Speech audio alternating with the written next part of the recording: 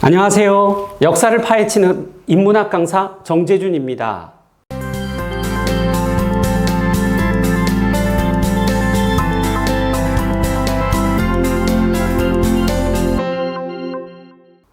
인간의 마음, 어떻게 역사를 변동시키는지 살펴보는 시간, 중국 공자에 대해 살펴보겠습니다.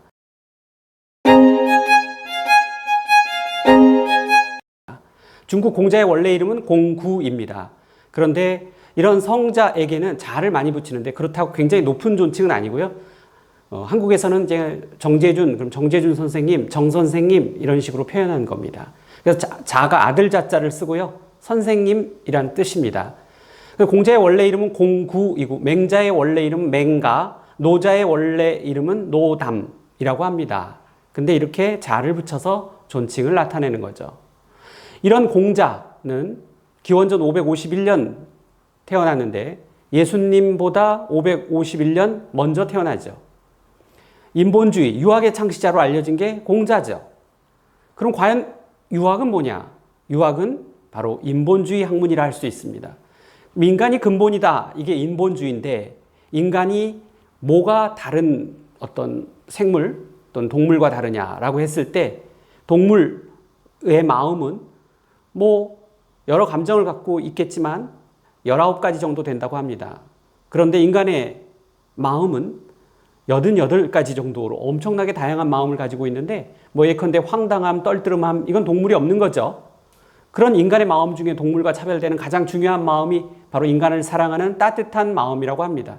그런 따뜻한 마음을 체계를 잡은 것이 유학이라고 하죠. 그래서 저는 유교라는 말에 반대합니다. 왜냐하면 이건 종교가 아니라 인본주의 학문이기 때문에 종교로 승화시킬 필요는 없는 거죠. 이러한 유학체계의 감명을 받은 무려 3,000여 명의 제자들이 길러졌고요. 그들 나름대로의 사상을 키워나가서 우리들은 그들을 제자백가다 이런 표현을 하죠.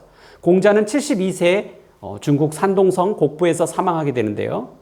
우리가 중국 공자 그러면 잘 모르는 사항이 있었어요. 그게 뭐냐?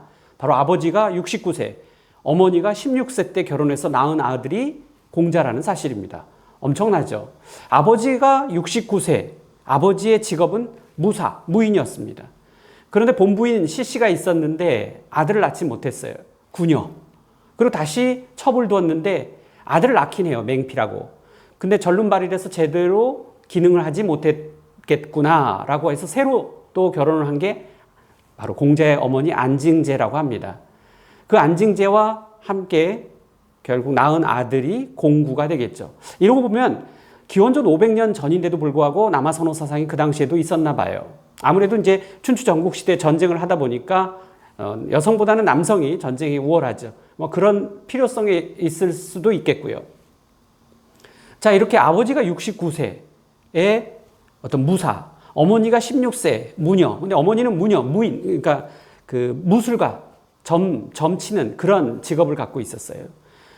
근데 아버지의 자녀들이 공구를 인정하지 않습니다. 그래서 그런지 공구는 어렸을 때부터 굉장히 힘든 생활을 살아가게 되는데 공자는 키가 9척 6촌에 꺽다리라는 별명을 갖고 있었고요.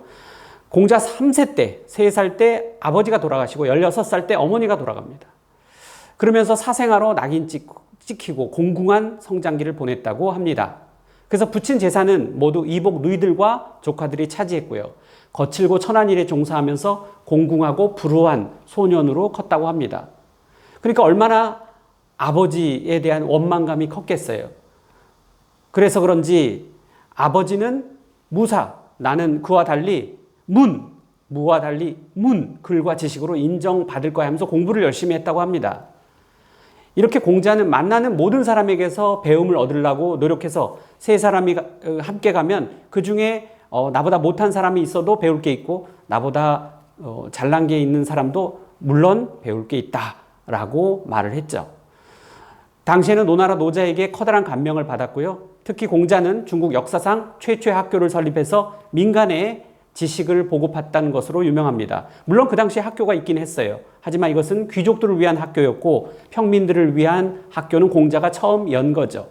학교에는 컨텐츠, 강의 내용이 있어야 되는데 그게 바로 유학이었다고 합니다. 그럼 유학은 뭐냐? 유학은 인본주의. 인본주의가 뭐냐? 바로 예와 악. 인간 사이에 예와 악이 잘 정립돼야 바로 인간의 따뜻한 마음이 그대로 전달돼서 평화롭게 살 수 있다고 본 거죠.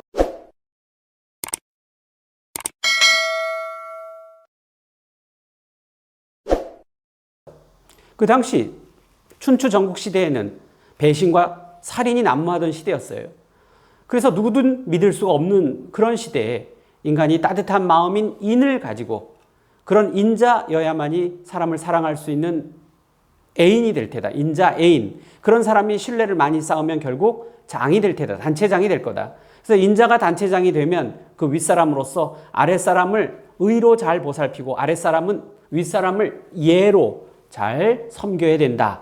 그래서 의와 예 그리고 인이 나타나게 된 겁니다. 이게 바로 인본주의 유학의 가장 핵심 체계가 되겠습니다. 그랬더니 우리 공부를 많이 하다 보면 굉장히 깊은 궁금증을 갖는 게 사후 죽은 다음에 어떻게 될까라는 불안감과 궁금증 아니겠어요? 그래서 공자의 제자 중 계로라는 사람이 사후 세계에 대해서 매우 괴로워했었어요. 그래서 묻습니다. 공자님, 죽고 난 후에 다음 세계가 있습니까? 공자가 말하기를 인간의 현재의 삶의 이치도 모르는데 어찌하여 사후 세계를 알겠느냐. 또한 아직 사람도 제대로 섬기지 못하면서 어찌 신을 섬길 수 있겠느냐. 이런 대답을 했다고 합니다. 사후 세계에 대한 대답의 직답을 피하고 현재 인간의 삶도 제대로 모르면서 어찌 사후 세계인 귀신을 섬기겠는가라고 하면서 현재의 삶의 중요성을 강조한 게 공자였다고 합니다. 전 이런 생각을 해봐요. 공자는 어렸을 때부터 열등감을 갖고 컸는데 그게 없었더라면 이런 성자가 되지 못했을 거다라는 거죠.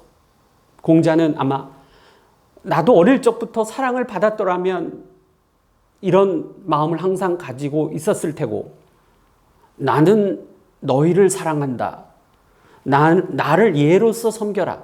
그리하면 나는 의로서 너희 인간을 대우하리라. 이런 말을 계속 했을 것 같습니다. 이게 공자의 체계인데요. 어쨌든 공자는 유학은 쉽게 말해서 예와 의를 바로 학교에서 민간에게 전파한 것으로 유명합니다. 즉 귀족의 전유물이었던 교육을 민간에 전파한 사람, 그것이 바로 공자입니다. 공자 기념일은 9월 28일, 우리 크리스마스 예수 탄생일 12월 25일인 것처럼 9월 28일은 우리 공자를 섬기는 성균관 대학도 쉬는 날이라고 합니다. 자, 우리 공자에 관한 첫 인문학 강의 여러분 잘 들어주셔서 감사합니다. 정재준이었습니다.